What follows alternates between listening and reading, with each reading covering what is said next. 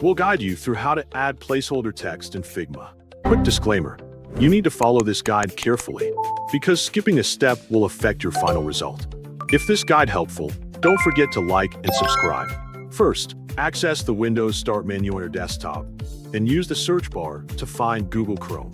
Once the browser appears in the search results, open the Google Chrome application on your computer. After the browser launches, click the address bar, type Figma, and press Enter on your keyboard. From the search results, go to the official Figma website and wait for it to load completely. Before continuing, make sure you're logged into your Figma account so you can access your projects.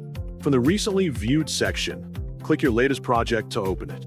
Once selected, the edit page of your project will appear, displaying the canvas and all available design tools.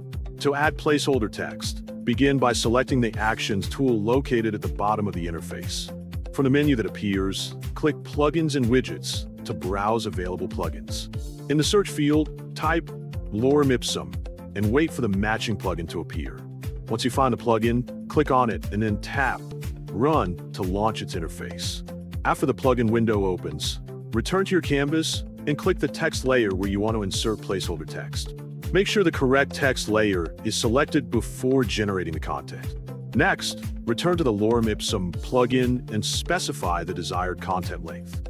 You can enter the number of characters, words, sentences, or paragraphs depending on the type of placeholder text you need for your design. Select the appropriate content type from the available options, then review the settings to ensure they match your requirements. When everything is ready, click the Generate button. The plugin will automatically replace or fill the selected text layer with randomly generated placeholder text based on your chosen settings. This method is useful for quickly creating realistic text layouts. After the placeholder text has been inserted, you can continue editing your design, adjust the text formatting until the layout meets your design goals.